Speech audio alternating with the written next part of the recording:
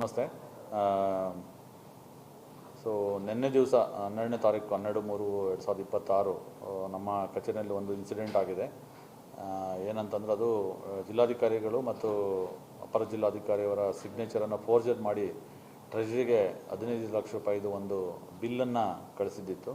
So ಟ್ರೆಜರಿಗೆ ಹೋದಾಗ ಟ್ರೆಜರಿನಲ್ಲಿ ಅದು ಪರಿಶೀಲನೆ ಮಾಡಿ ಇದು ಸಿಗ್ನೇಚರ್ ವ್ಯತ್ಯಾಸ ಇದೆ ಡಿ ಸಿದು ಮತ್ತು ಎ ಡಿ ಸಿದು ಅಂತೇಳಿ ಅವ್ರಿಗೆ ಅನುಮಾನ ಬಂದಾಗಿ ನನ್ನ ಜೊತೆ ಮಧ್ಯಾಹ್ನ ಅದನ್ನು ಪರಿಶೀಲನೆಗೆ ವಾಪಸ್ಸು ತಂದಾಗ ನಾನು ಅದನ್ನು ಪರಿಶೀಲನೆ ಮಾಡಿ ನೋಡಿದೆ. ಅದು ಖಂಡಿತ ಅದು ನಮ್ಮ ಸಿಗ್ನೇಚರ್ ಸಹಿ ಅಲ್ಲ, ಅದು ಫೋರ್ಜರ್ ಮಾಡಿದ್ದಾರೆ ಕಚೇರಿನಲ್ಲಿ ಅಂತ ಗೊತ್ತಾಗಿ ನಿನ್ನೆ ಸಾಯಂಕಾಲ ನನ್ನ ಕೂಲಂಕುಷವಾಗಿ ನಾವು ಅದನ್ನು ತನಿಖೆಯನ್ನು ಕೂಡ ಮಾಡಿದ್ದೀವಿ.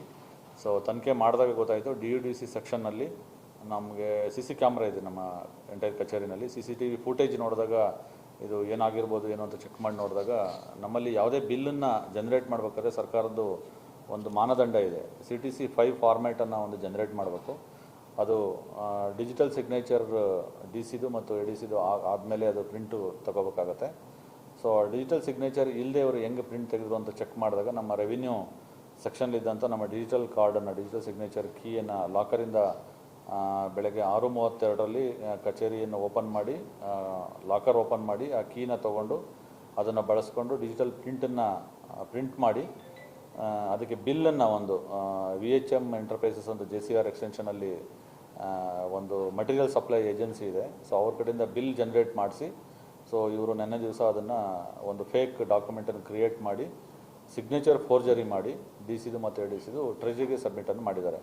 ಸೊ ಅದು ನಾವು ತನಿಖೆ ಮಾಡಲಾಗಿ ಗೊತ್ತಾಯಿತು ಅದು 3 ಜನ CLTC ಅಂತ ಒಂದು ನೇಮಕಾತಿ ಆದಂಥ ಔಟ್ಸೋರ್ಸ್ ಎಂಪ್ಲಾಯೀಸ್ ಇದ್ದಾರೆ ನಮ್ಮಲ್ಲಿ DUDCನಲ್ಲಿ.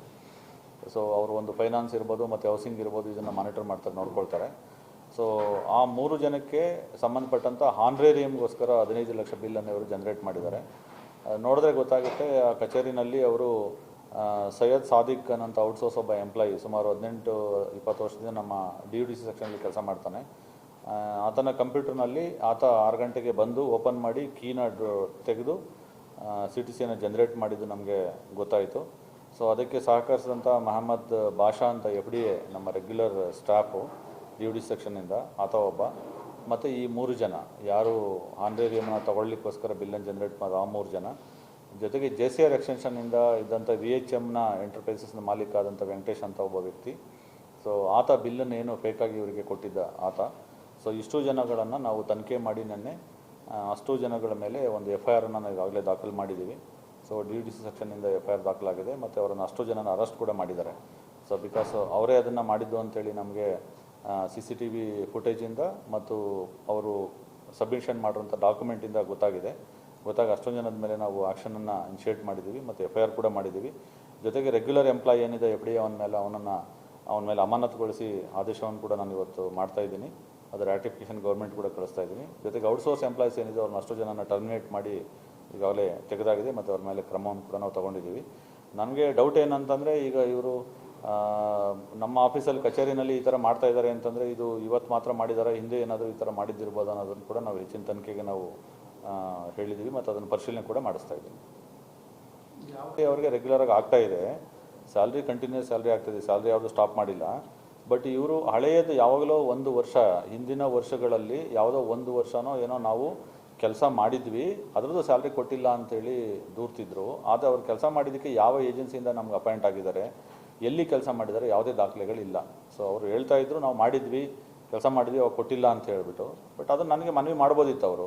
ಹಾಗಂತೇಳಿ ಅವ್ರಿಗೆ ಒಂದು ವೇಳೆ ಕೆಲಸ ಮಾಡಿದ್ರು ಕೂಡ ಯಾವುದೇ ಏಜೆನ್ಸಿಯಿಂದ ಅವ್ರು ಅಧಿಕೃತವಾಗಿ ನೇಮಕಾತಿ ಆಗದೇ ಇದ್ದು ಕೆಲಸ ಮಾಡಿದ್ದೀವಿ ನಾವು, ನೇಮಕಾತಿ ಆದೇಶ ಇದೆ ಅಂತ ನನಗೆ ತೋರಿಸಿ ನಾವು ಮಾಡಿದರೆ ಅದನ್ನು ನಾವು ರೆಗ್ಯುಲೈಸ್ ಮಾಡ್ತಿದ್ರೆ ಏನೋ ಗೊತ್ತಿಲ್ಲ. ಬಟ್ ಅವರು ಅದನ್ನು ಹೇಳ್ಕೊಂಡು ಆ ನೆಪದಲ್ಲಿ 15 ಲಕ್ಷ ಅವರು ಅನಧಿಕೃತವಾಗಿ ಸರ್ಕಾರದ ಹಣವನ್ನು ಡ್ರಾ ಮಾಡಲಿಕ್ಕೆ ಈ ಥರ ಫೋರ್ಜರಿ ಮಾಡೋದು ಇಟ್ ಈಸ್ ವೆರಿ ತಪ್ಪದು. ಸೊ ಆ ಕಾರಣಕ್ಕೋಸ್ಕರ ನಾವು ಅವ್ರ ಮೇಲೆ FIR ಮಾಡಿದ್ವಿ, ಕ್ರಮವನ್ನು ತೊಗೊಂಡಿದ್ದೀವಿ. Thank you.